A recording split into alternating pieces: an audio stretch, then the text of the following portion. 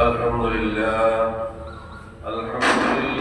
وسلام على عباده الذين اصطفى. أما بعد فأعوذ بالله من الشيطان الرجيم. بسم الله الرحمن الرحيم. فابتغوا عند الله الرزق واعبدوه واشكروا له إليه ترجعون. صدق الله العلي العظيم وصدق رسوله النبي الحبيب الكريم. وقال رسول الله صلى الله عليه وسلم: طلب الحلال واجب على كل مسلم. وأيضا قال صلى الله عليه وسلم: التاجر الصدوق الأمين مع النبيين والصديقين والشهداء. وأيضا صلى الله عليه وسلم: أفضل الكسب بيع مبرور وعمل الرجل بيده. رواه أحمد. إن الله وملائكته يصلون على النبي يا أيها الذين آمنوا صلوا عليه وسلموا تسليما. صلى الله على سيدنا محمد وآله وأصحابه وسلم. صلى الله على سيدنا محمد وآله وأصحابه وسلم. اللهم صل على سيدنا مولانا محمد وعلى آل سيدنا مولانا محمد. ظلمت سنة من أحيا الظلام إلى أن اشتكت قدماه الدر من وربي. اللهم صل على سيدنا مولانا محمد وعلى آل سيدنا مولانا محمد. محمد سرور دنیا ودی ہے. محمد بہتری کل آفری ہے.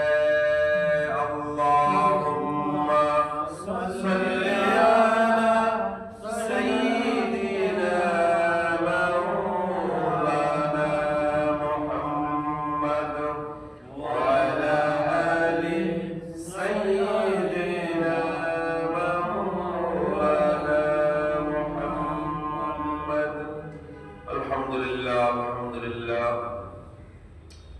আল্লাহ রাব্বুল ইজ্জতের মহান দরবারে লাখ কোটি শুকরিয়া প্রশংসা জ্ঞাপন করি যে রাব্বুল ইজ্জত ওয়াল জালাল অত্যন্ত দয়া করে মেহেরবানি করে সমস্ত ব্যস্ততা বাদ দিয়ে আজকে 1447 হিজরি সনের পবিত্র রজব মাসের 12 তারিখ দ্বিতীয় জুমাবার আল্লাহর ফরজ ইবাদত সালাতুল জুমা আদায়ের উদ্দেশ্যে আল্লাহ তাআলা আমাদেরকে আল্লাহর ঘরে আসার তৌফিক দান করেছেন, সুযোগ করে দিয়েছেন, ব্যবস্থা করে দিয়েছেন। সে মহান মাহবুদের দরবারে তার কালামের ভাষায়, তার শিখিয়ে দেওয়া ভাষায় আমরা সকলে মুহাব্বতের সাথে কলিমাতুশ শুকর পাঠ করি। আমরা সকলে বলি আলহামদুলিল্লাহ আলহামদুলিল্লাহ। আমরা আজকে রজব মাসের দ্বিতীয় জুমাবার। রজব মাস হইতে হলে রাসূল সাল্লাল্লাহু আলাইহি ওয়াসাল্লাম এরকম দোয়া করতেন: আল্লাহুম্মা বারিক লানা ফি রজব ওয়া শাবান ওয়া বাল্লিগনা রমাদান হে প্রভু, তুমি আমাদের জন্য রজব মাস এবং শাবান মাসকে পূর্ণময় করে দাও, বরকতময় করে দাও, কল্যাণময় করে দাও এবং আমাদেরকে রমজান মাস পর্যন্ত আমাদের হায়াত প্রলম্বিত করে দাও, দীর্ঘায়িত করে দাও, আমাদেরকে রমজান মাসে পৌঁছে দাও। এরকম দোয়া করতেন, আমরাও এই দোয়াটি করবো। এটা সুন্নাত। আমরা গত জুমাবারে ছিলাম 2025 সালে, আজকে আমরা 2026 সালের জানুয়ারি মাসের 2 তারিখে পৌঁছে গেছি। আমাদের হায়াত অত্যন্ত দ্রুত গতিতে চলে যাচ্ছে। আমরা আমাদের হায়াতকে কিভাবে অতিবাহিত করছি এটা আমাদের সকলকে চিন্তা করা দরকার। হযরতে আদম আলাইহিস সালাতু ওয়াস সালাম আল্লাহর কাছে দোয়া করেছিলেন, তওবা পাঠ করেছিলেন এভাবে, রব্বানা যালামনা আনফুসানা ওয়া ইল্লাম তাগফির লানা ওয়া তারহামনা লানাকুনান্না মিনাল খাসিরিন। আমিন। এটা হযরত আদম আলাইহিস সালাতু ওয়াস সালাম এবং আদি মাতা হযরত হাওয়া আলাইহিস সালাতু ওয়াস সালাম তারা দুজনে দোয়া করেছিলেন এভাবে করে, আল্লাহর কাছে প্রার্থনা করেছিলেন, কান্নাকাটি করেছিলেন এবং তওবা করেছিলেন। তাদের তওবার কলমা ছিল এটাই, এবং এটাই তাদের দোয়া। আরো বিভিন্ন দোয়া করেছেন, বর্ণিত আছে। তো কোরআনুল কারীমে আল্লাহ রাব্বুল আলামিন এই আদম এবং হাওয়া আলাইহিস সালাতু ওয়াস সালামের এই প্রার্থনার কথা নাযিল করেছেন সূরা আল আরাফে। হযরতে আদম আলাইহিস সালাতু ওয়াস সালাম এবং হাওয়া আলাইহিস সালাতু ওয়াস সালাম আল্লাহর কাছে কান্নাকাটি করে করে প্রার্থনা করে বলেছিলেন, হে প্রভু, হে আমাদের প্রতিপালক, আমরা নিজেদের উপর জুলুম করেছি, অবিচার করেছি। তুমি যদি আমাদেরকে মাফ করে না দাও এবং আমাদের প্রতি দয়া না করো, তাহলে আমরা ক্ষতিগ্রস্ত হয়ে যাব। জন্য আমাদেরকে এরকম করে দোয়া করা উচিত, যে সব সময় এরকম দোয়া পাঠ করা, এই দোয়াটা নিয়মিত পড়া, আল্লাহর কাছে প্রার্থনা করা। রব্বানা যালামনা আনফুসানা, অনেকে জুলুমনা বলে, এটা যালামনা। রব্বানা যালামনা, হে আমাদের প্রতিপালক, আমরা জুলুম করেছি, অত্যাচার করেছি, অবিচার করেছি নিজেদের উপর। ওয়া ইল্লাম তাগফির লানা, যদি তুমি আমাদের অতীত জিন্দেগির গুনাহগুলো মাফ করে না দাও। পয়গম্বরের কোনো গুনাহ নেই, পয়গম্বরের কি নেই? কোনো গুনাহ নেই। হযরত আদম আলাইহিস সালাতু ওয়াস সালাম পৃথিবীর প্রথম মানুষ এবং তিনি প্রথম নবী। আল্লাহু আকবার। তো এটা আদম আলাইহিস সালাতু ওয়াস সালাম, আল্লাহ তুমি যদি আমাদের ভুল ত্রুটি ক্ষমা করে না দাও, ওয়া ইল্লাম তাগফির লানা ওয়া তারহামনা, এবং ভবিষ্যৎ জিন্দেগিতে আমরা যাতে সঠিক পথের উপর থাকতে তুমি তৌফিক না দাও, দয়া না করো, লানাকুনান্না মিনাল খাসিরিন, তাহলে নিশ্চিত আমরা ক্ষতিগ্রস্ত হয়ে যাব। জন্য আল্লাহর রহমত পাওয়ার জন্য আল্লাহর কাছে প্রার্থনা করতে হবে এবং ভুল ত্রুটি ক্ষমা করে দেওয়ার জন্য আল্লাহর কাছে মাফ চাইতে হবে। এটা হচ্ছে এখানেই আমাদের জন্য শিক্ষা, আমাদেরকে এখান থেকে শিক্ষা গ্রহণ করতে হবে। তো আমি এটাই বলতে চাইছিলাম যে আমাদের জিন্দেগির হয় আমরা এখন বলতেছি যে 2025 সাল চলে গেছে, এখন 26 সাল এসে গেছে। 2025 সাল পর্যন্ত চলে গেছে, যে 26 সালের একটা দিন চলে গেছে, আজকে দ্বিতীয় দিন চলে যাচ্ছে। আমরা আমাদের হায়াতটা কিভাবে কাটাবো? আমাদের হায়াতের প্রতিটা সেকেন্ডের হিসাব, প্রতিটা মিনিটের হিসাব, প্রতিটা ঘন্টার হিসাব, প্রতিটা দিনের হিসাব, প্রতি সপ্তাহ, প্রতি মাস, পুরো জিন্দেগির হিসাব আল্লাহর কাছে দিতে হবে। হযরতে রাসূল সাল্লাল্লাহু আলাইহি ওয়াসাল্লাম ইরশাদ করেন, লা ইয়াজালু কদামা ইবনি আদম হাত্তা ইউসআলা আন খামসিন আন উমরিহি ফীমা আবলা আফনাহু ওয়া আন শাবাবিহি ফীমা আবলাহু ওয়া আন মালিহি মিন আইনা ইকতাসাবা ওয়া ফীমা আনফাকা ওয়া আন ইলমিহি বিমাযা আমিলা। বান্দাকে প্রশ্ন করা হবে, কোন মানুষ, কোন বনি আদম তার ময়দানে মাহশরে তার কদম নড়াচড়া করতে পারবে না যতক্ষণ না তাকে এই সওয়াল জবাব করা হবে। তাকে এই প্রশ্ন করা হবে যে বান্দা তোমার হায়াতের হিসাব দাও। তোমাকে একটা মূল্যবান হায়াত তোমাকে দিয়েছিলাম, 60 বছর, 70 বছর, 80 বছর, 90 বছর, 100 বছরের হায়াত যে তোমাকে দিয়েছিলাম, তোমার হায়াতের হিসাব দাও, হায়াত কোথায় শেষ করেছো? তো 2025 সাল চলে গেল, এর আগে আরো অনেক হায়াত আমাদের চলে গেল। কারো বছর বয়স 30 বছর, 40 বছর, 50 বছর, 60 বছর, 70 বছর হয়ে গেছে। হায়াতটা কিভাবে কাটালাম এটা একটু চিন্তা করে দেখেন। যে অথচ প্রতিটা মুহূর্তের জন্য হিসাব দিতে হবে, প্রতিটা নিঃশ্বাস, এটা কি আল্লাহর হুকুম নিয়ে নিঃশ্বাসটা ফেললাম?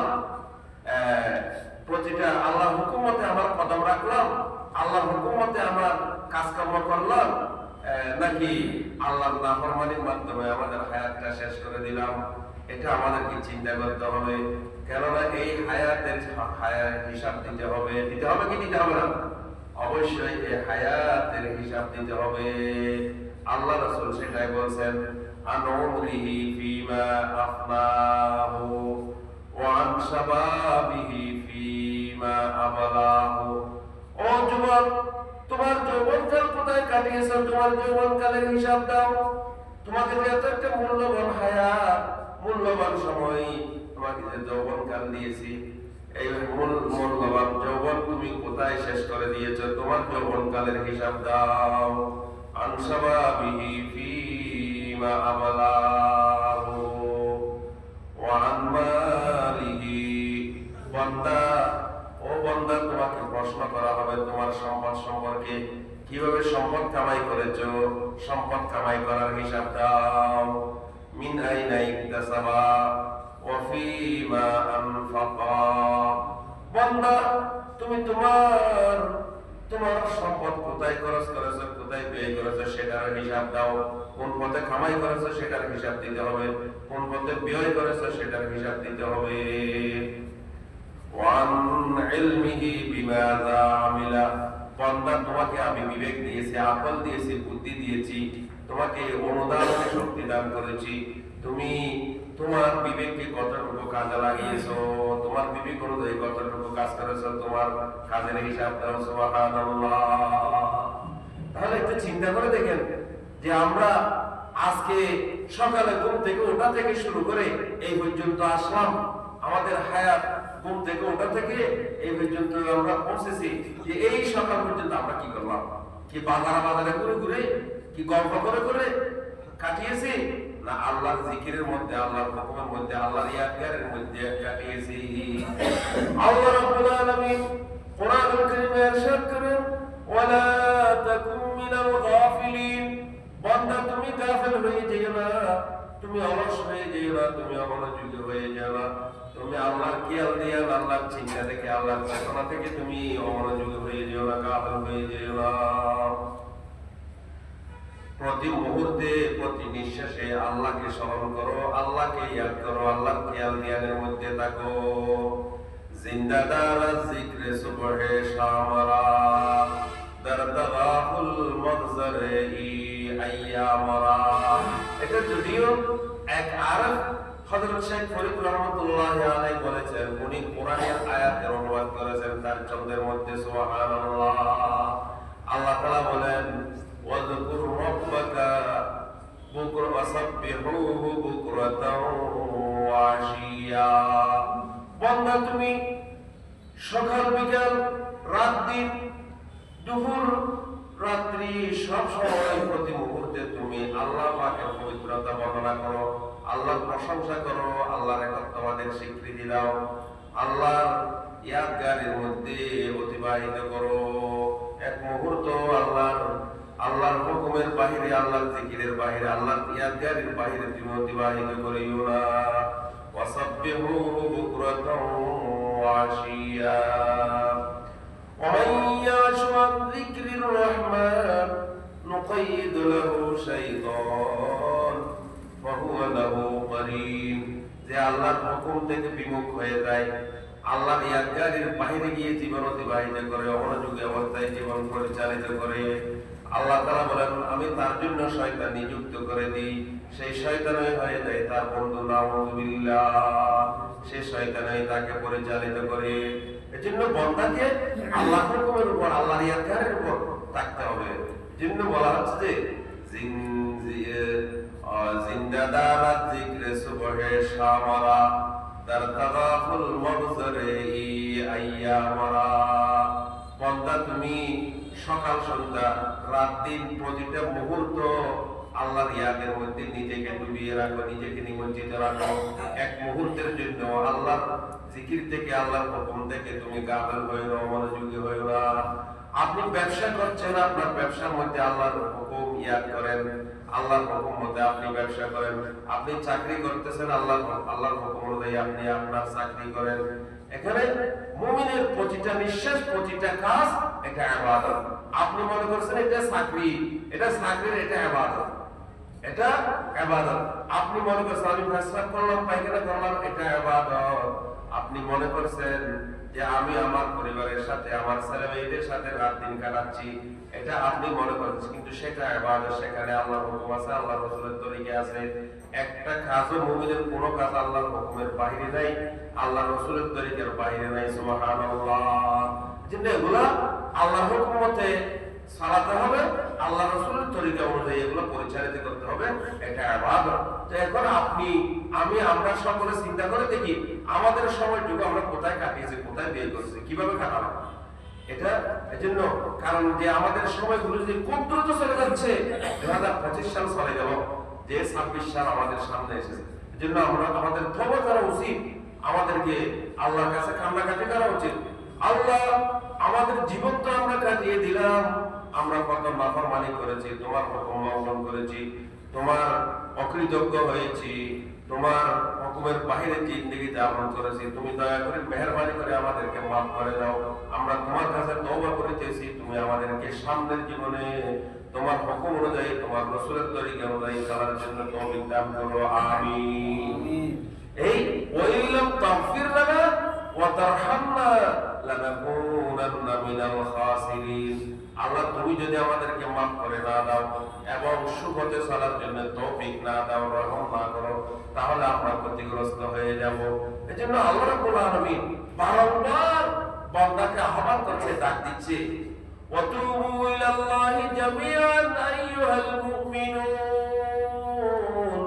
ও ঈমানদারেরা, তোমরা আল্লাহর দিকে ফিরে আসো, আল্লাহর দিকে ফিরে আসো, লাআল্লাকুম তুফলিহুন। তাহলে তোমরা অবশ্যই সফল কাম হবে, কামিয়াব হবে, তোমরা সাফল্যমণ্ডিত হবে, ক্ষতি থেকে মুক্তি পাবে এবং তোমরা জান্নাত লাভ করবে, জাহান্নাম থেকে পরিত্রাণ পাবে। সুবহানাল্লাহ। তো এই জন্য যে আমরা কিভাবে আমরা কাজ করছি, আমাদের কাজকর্ম, আমাদের সময়টুকু আমরা কিভাবে অতিবাহিত করছি, এটা আমাদেরকে চিন্তা করতে হবে। এই খেয়াল করে আমাদেরকে জীবন অতিবাহিত করতে হবে। জন্য আল্লাহ রাব্বুল আলামিন, আমরা মনে করতেছি যে আমরা কিছু কাজকর্ম করব, আমরা আসলাম এখানে কিছুদিন সময় কাটাবো, তারপরে আমরা মরে যাব। এখানে আমাদের কর্মকাণ্ড শেষ না, কর্মকাণ্ড এখানে শেষ না। এখানে এখানে যে সময়টুকু আছে, এই সময়টুকু আমরা কিভাবে কাটাবো, এটার জন্য আল্লাহ তাআলা আমাদেরকে একটা গাইডলাইন দিয়েছেন, নির্দেশিকা দিয়েছেন। এটা জানিয়ে দেওয়ার জন্য, দুনিয়ার জীবন কিভাবে পরিচালিত করবো এটা পরিচালনার জন্য শিক্ষক হিসেবে আল্লাহ রাব্বুল আলামিন যুগে যুগে নবী রাসূল পাঠিয়ে দিয়েছেন। এজন্য আল্লাহ রাব্বুল আলামিন কোরআনুল কারীমে ইরশাদ করেন, আমরা মনে করছি শুধু আমরা কিছু খাবো, এখানে দুনিয়া কিছু আমোদ প্রমোদ করবো, খেয়ে দিয়ে কর্মটা আমরা সময়টুকু কেটে তারপরে আমরা আমাদের কাজ শেষ না। এখানে শেষ না। আল্লাহ তাআলা বলেন, ফাবতাগু ইনদাল্লাহির রিজকা। আমরা, আল্লাহ তাআলা বলেন, বান্দা তোমরা আল্লাহর কাছে কি করো, আল্লাহর কাছে তোমাদের জীবন উপকরণ কামনা করো, অন্বেষণ করো। ওয়াবতাগু ইনদাল্লাহির রিজকা ওয়াবুদুহু, আল্লাহর গোলামি করো, আল্লাহর বন্দেগী করো, আল্লাহর দাসত্ব করো। ওয়াশকুরু লাহ, আল্লাহর শুকরিয়া আদায় করো, আল্লাহর কৃতজ্ঞতা প্রকাশ করো। ওয়াবুদুহু ওয়াশকুরু লাহু, আল্লাহর ইবাদত করো, আল্লাহর শুকরিয়া আদায় করো। আর এক আয়াতে বলতেছে ওয়াবুদুহু ওয়াত্তাকুহু, আল্লাহর ইবাদত করো, আল্লাহকে ভয় করো, আল্লাহর নাফরমানি থেকে নিজেকে বাঁচিয়ে রাখো, আল্লাহ অসন্তুষ্ট হয় এমন কর্মকাণ্ড থেকে নিজেকে বাঁচিয়ে রাখো। যেন আমরা যে আমাদের হায়াতটুকু, আমাদের জীবন, আমাদের কর্মকাণ্ড আমরা কিভাবে পরিচালনা করতেছি এটা আমাদেরকে চিন্তা করতে হবে। আমাদের কর্মকাণ্ড কি আল্লাহ হুকুমের বাইরে হচ্ছে, আল্লাহ রাসূলের তরিকার বাইরে হচ্ছে, এটা আমাদেরকে যে সেখান থেকে বেরিয়ে আসতে হবে। যে আমাদের কোন কাজ যাতে আল্লাহ হুকুমের বাইরে না হয়, আল্লাহ রাসূলের তরিকার বাইরে না হয়, সেই পথ থেকে আমাদেরকে বেরিয়ে আসতে হবে। তো আমরা আজকে আসলে যেই বিষয়টুকু একটু বলবো, বলার জন্য চেষ্টা করবো। অসম পরিশের সময় অনেক চলে গেছে, যে উপার্জন আমরা কিভাবে আমরা কামাই করব, এবং আমরা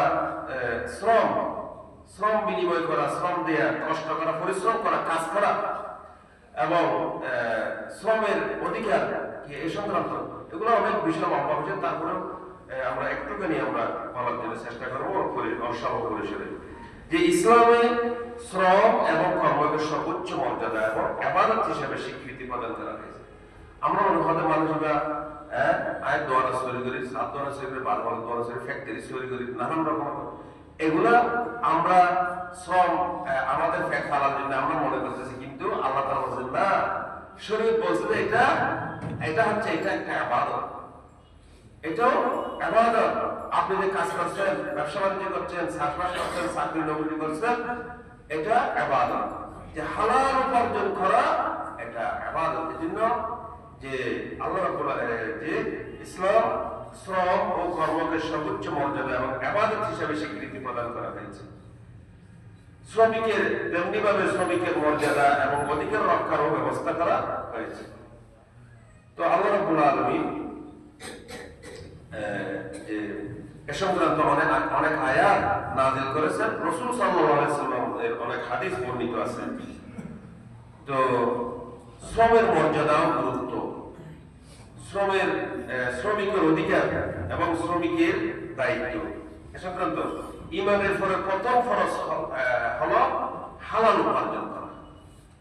মানুষ ঈমান এনেছে, ঈমান গ্রহণ করেছে, এরপরে তার অন্যতম ফরজ আইন একটা কাজ হলো হালাল উপার্জন করা। আপনি যেখানে সেখানে যেগুলো সেগুলো খেতে পারবেন না, যেগুলো সেগুলো আপনি নিতে পারবেন না, আপনাকে হালাল উপার্জন করা এটা নিশ্চিত করতে হবে। যে হালাল উপার্জন এটা একটা ফরজ ইবাদত। নামাজ যেমন ফরজ, হালাল উপার্জন সেটাও ফরজ। হাদিস শরীফে আল্লাহ রাসূল বলেছেন, তালাবু কাসবিল হালালি ফরিদাতুন বাদাল ফরিদা, হালাল উপার্জন করা, হালাল তালাশ করা, যে সেটাও ফরজের পরে আরেকটা ফরজ। সুবহানাল্লাহ। কোরআনুল কারীমে আল্লাহ রাব্বুল আলামিন সমস্ত পয়গম্বর আলাইহিমুস সালাতু ওয়াস সালামকে নির্দেশ দিয়ে বলেছেন, ইয়া আইয়ুহার রাসূল, ও আমার পয়গম্বরেরা, কুলু মিনাত তাইয়্যিবাত, তোমরা পবিত্র দ্রব্য ভক্ষণ করো, পবিত্র বস্তু আহার করো, ওয়া আমালু সালিহা, এবং নেক আমল করো, ইন্নী বিমা তা'মালুনা আলীম, আমি অবশ্যই তোমাদের সকলের কর্মকাণ্ড সম্পর্কে, যাবতীয় কর্মকাণ্ড সম্পর্কে অবগত আছি। সূরা আল মুমিনুন 51 নম্বর আয়াত। তাই হাদিস শরীফে আল্লাহ রাসূল বলেন, তালাবুল হালালি ওয়াজিবুন আলা কুল্লি মুসলিম, হালাল উপার্জন করা, হালাল অন্বেষণ করা যে সকল মুসলমানের উপর ফরজ, আবশ্যকীয় কাজ, আবশ্যকীয় বিধান। যে আপনি এজন্য বৈধ উপার্জনের পথ মূলত দুইটি। একটা হলো যে বৈধ ব্যবসা এবং বৈধ শ্রম বা কর্ম। এই যে চাকরি নৌকরি করছেন, চাষবাস করছেন, এগুলা যে কর্ম, এই বৈধ ব্যবসা এবং বৈধ শ্রম বা কর্ম, যেন রাসূল সাল্লাল্লাহু আলাইহি ওয়াসাল্লাম ইরশাদ করেছেন, আফদালুল কাসবি বাইউন মাবরুর ওয়া আমালুর রাজুলি বিয়াদিহি। ইমাম হাম্বলি মাযহাবের ইমাম হযরত ইমাম আহমদ ইবনে হাম্বল রাহমাতুল্লাহি আলাইহি মুসনাদ আহমদের মধ্যে হাদিস বর্ণনা করেছেন। তিনি রাসূল সাল্লাল্লাহু আলাইহি ওয়াসাল্লাম ইরশাদ করেছেন, বান্দার উপার্জনের মধ্যে সর্বোত্তম উপার্জন, সর্বশ্রেষ্ঠ উপার্জন হচ্ছে পুণ্যময় ব্যবসা, বায়ুন মাবরুর, পুণ্যময় ব্যবসা, বৈধ ব্যবসা, হালাল ব্যবসা। ওয়া আমালুর রাজুলি বিয়াদিহি, এবং মানুষ নিজের হস্তে নিজে পরিশ্রম করে যা উপার্জন করে, কাজ করে, নিজে কাজ করে যেটা কামাই করে, সেটাই হচ্ছে সর্বোত্তম উপার্জন। সুবহানাল্লাহ। এজন্য ব্যবসা বাণিজ্য করা, চাষবাস করা, চাকরি নৌকরি করা, এর মাধ্যমে বান্দা যেটা উপার্জন করে, আল্লাহ রাসূল বলেন এটা হচ্ছে সর্বশ্রেষ্ঠ, সর্বোত্তম উপার্জন, সর্বোত্তম কামাই। যেন ব্যবসা বাণিজ্য ও শ্রমের মাধ্যমে হালাল উপার্জন অনেক জমিনে ছড়িয়ে পড়তে নির্দেশ দিয়ে আল্লাহ তাআলা বলেন। বান্দা আল্লাহ রাব্বুল আলামিন বলেন, ফাইযা কুদিয়াতিস সালাতু ফান্তাশিরু ফিল আরদি ওয়াবতাগু মিন ফাদলিল্লাহ। আমরা মনে করতেছি যে শুধু মসজিদে বসে বসে তাসবিহ তাহলিল পড়া, নামাজ পড়া, এখানেই ইবাদতের সমাপ্তি, এখানে ইবাদত চূড়ান্ত নয়। আল্লাহ তাআলা বলেন, বান্দা যখন নামাজ সম্পন্ন হয়ে যাবে, তুমি কি করে এখন জমিনে ছড়িয়ে পড়ো। ওয়াইদা কুদিয়াতিস সালাতু ফান্তাশিরু ফিল আরদি, তুমি জমিনে ছড়িয়ে পড়ো। ওয়াবতাগু মিন ফাদলিল্লাহ, এবং আল্লাহ তাআলার অনুগ্রহ তালাশ করো, অর্থাৎ রিজিক তালাশ করো। যে ব্যবসায়ীরা নামাজ পড়ে ব্যবসার মধ্যে ছড়িয়ে পড়ো, কর্মচারীরা নামাজ আদায় করে কর্মের মধ্যে ছড়িয়ে পড়ো, শিক্ষকরা নামাজ আদায় করে তার শিক্ষকতার মধ্যে ছড়িয়ে যাও, ছাত্ররা নামাজ আদায় করে তার ছাত্রত্বের মধ্যে ছড়িয়ে পড়ো। যে যে যে কাজ করো নামাজ আদায় করে আবার যার যার কাজের মধ্যে পৌঁছে যাও, ছড়িয়ে পড়ো। যে শুধু মসজিদে বসে থাকতে হবে, মুসল্লায় বসে থাকতে হবে, ইসলাম এই নির্দেশ দিচ্ছে না। وإذا قضيت الصلاة فانتشروا في الأرض وابتغوا من فضل الله واذكروا الله كثيرا। এবং কাজের মধ্যেও আল্লাহ তাআলাকে বেশি বেশি স্মরণ করো, লাআল্লাকুম তুফলিহুন, তোমরা অবশ্যই সফল কাম হবে, কামিয়াব হবে। যে রাসূল সাল্লাল্লাহু আলাইহি ওয়াসাল্লাম হাদিস শরীফে ইরশাদ করেছেন যে এই যে ব্যবসা বাণিজ্য, ব্যবসায়ীরা, ব্যবসার মর্যাদা, ব্যবসায়ীর মর্যাদা বর্ণনা করে আল্লাহ রাসূল সাল্লাল্লাহু আলাইহি ওয়াসাল্লাম বলেন, আত-তাজিরুস সুদুক আল আমিন ওয়ান নবিয়্যিন ওয়াস সিদ্দীকিন ওয়াস শুহাদা।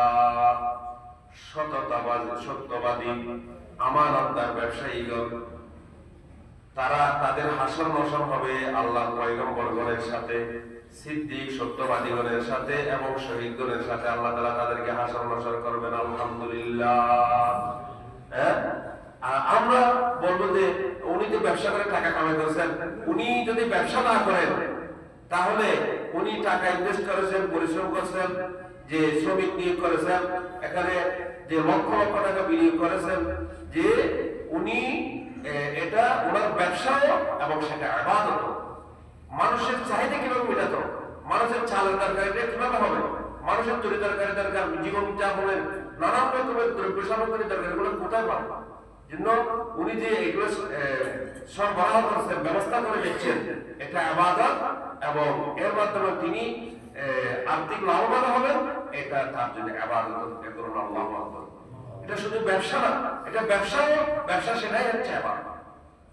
জন্য আল্লাহ রাসূল বলেন যে এদের হাসর নসর হবে যে নবীগণের সাথে, সিদ্দিকগণের সাথে এবং শহীদগণের সাথে, যারা ব্যবসার মধ্যে সততা রক্ষা করবে, আমানতদারিতা রক্ষা করবে, উল্টাপাল্টা করবে না, যে মজুতদারি করবে না, ভেজাল করবে না, যে কম দামি জিনিস বেশি দামি জিনিসের সাথে মিশ্রিত করে দামে বিক্রি করবে না, বেশি দামি জিনিস কম দামি জিনিসের সাথে বিক্রি করলে সেটা অপরাধী হবে না।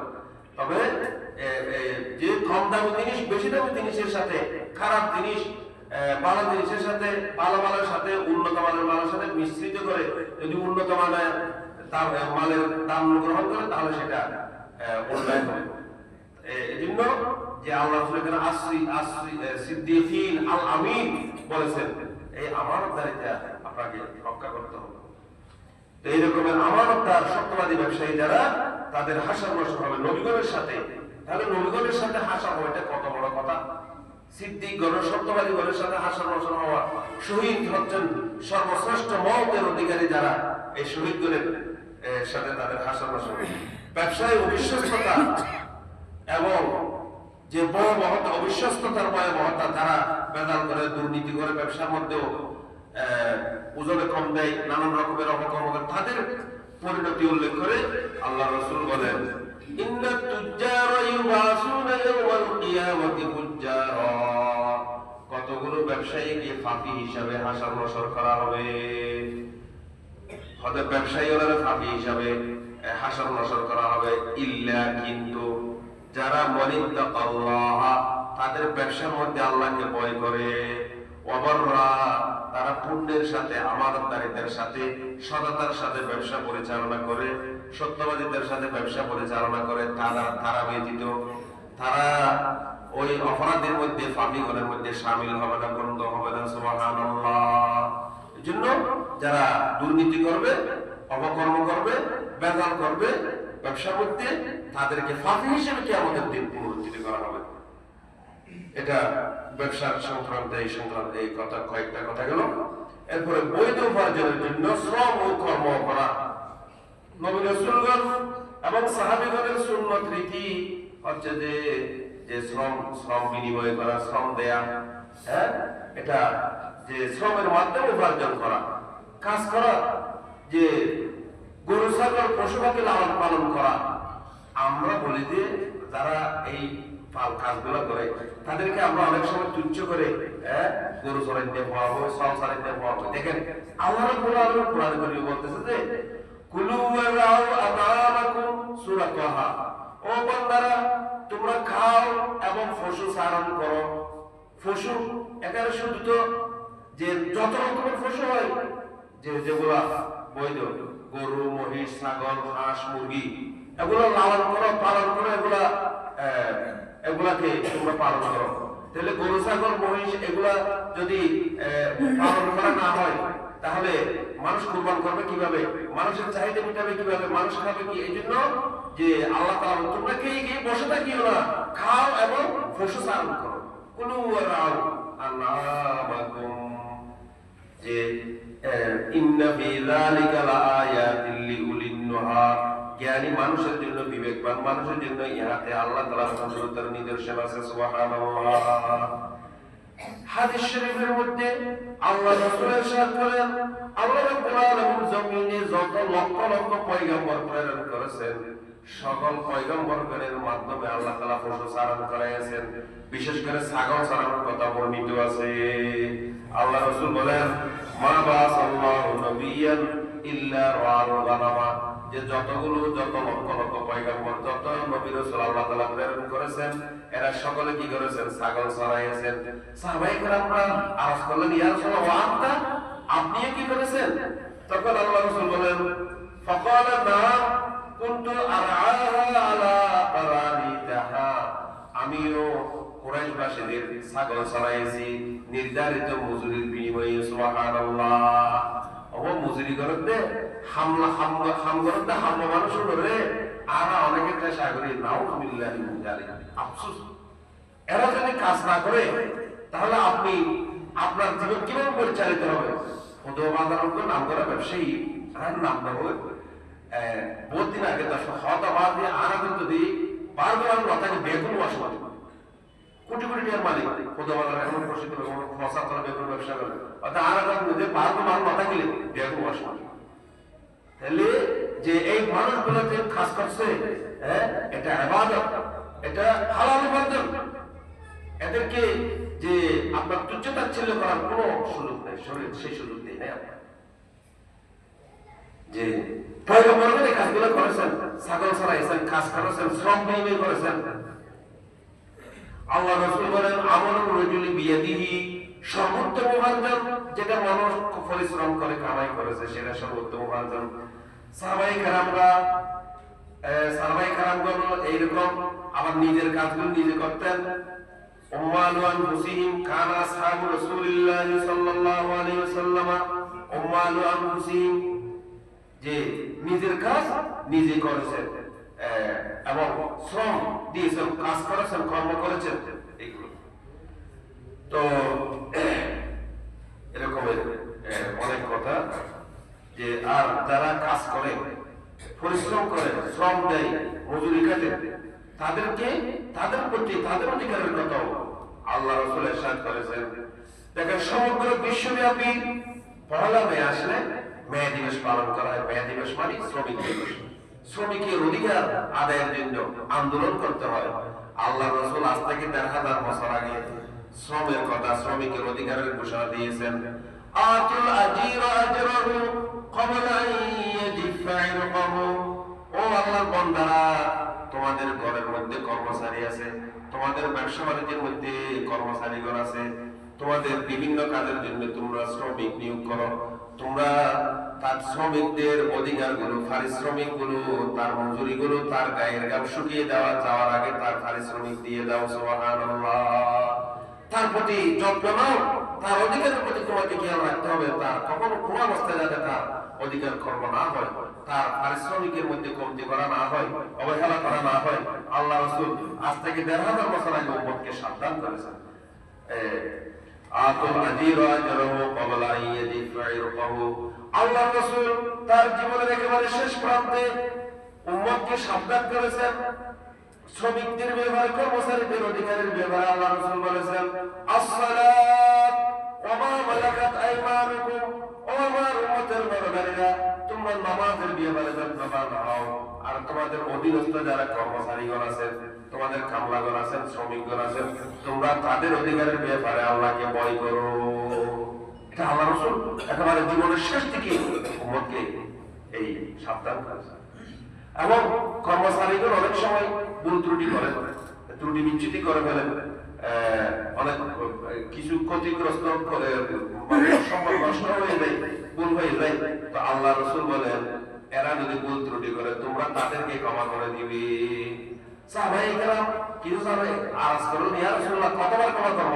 কতবার না, যতবার করে ততবার ক্ষমা করে দেব। আল্লাহু আকবার। দিনে সত্যবার, সত্যবার মানে এখানে সত্যের কোনো উদ্দেশ্য নয়।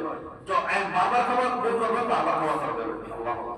আল্লাহ রাসূল হাদিস শরীফে কি লিখেন দেখেন, আফু আনহু ফি কুল্লি ইয়াউমিন ৭০ মাররাতান। ইমাম আবু দাউদ এই হাদিস বর্ণনা করেছেন যে তোমরা কর্মচারীকে maaf করে দিবে, ক্ষমা করে দিবে। কুল ফি কুল্লি ইয়াউমিন ৭০ মাররা, দিনে ৭০ বার, ৭০ মানে ভুল করলে ক্ষমা করে দিবে। এটাই তাকে যে তার জুলুম করতে হবে না, তার উপর অত্যাচার করতে হবে না, তার অধিকার কর্ম করতে হবে না, তাকে মাফ করে দিবে। এটাই হচ্ছে। তো সকল শ্রমিক কর্মচারীর দায়িত্ব বা শ্রমিক কর্মচারীরও কি আছে, তাদেরও দায়িত্ব বলেছে। আল্লাহ রাসূল বলেন কুল্লুকুম রাইন ওয়া কুল্লুকুম মাসউলুন আন রাইয়াতিহি, তোমরা সবাই কর্তৃত্বশীল, দায়িত্বশীল, তোমাদের সকলকে তোমাদের দায়িত্ব সম্পর্কে জিজ্ঞাসাবাদ করা হবে। ওয়াল খাদিমু রাইন ফি মালি সাইয়্যিদিহি, কর্মচারীগণ তাদের মালিকের দায়িত্বশীল, তাদেরকেও এই কর্মচারীদেরকেও কি করা হবে, জিজ্ঞাসা করা হবে। এজন্য যারা কর্মচারীগণ আছেন তাদেরকেও দায়িত্বশীলতার সাথে, আমানতদারিতার সাথে তাদেরকে দায়িত্ব পালন করতে হবে। যে আমরা আল্লাহ তাআলা আমাদেরকে যে আল্লাহ রাসূলের তরিকা অনুযায়ী আল্লাহর বিধান মতে জীবন পরিচালনা করার জন্য হালাল উপার্জন করে আমাদের জীবন পরিচালনার তৌফিক দান করুন। আমিন। ওয়া আখিরু দাওয়ানা আলহামদুলিল্লাহি রাব্বিল আলামিন।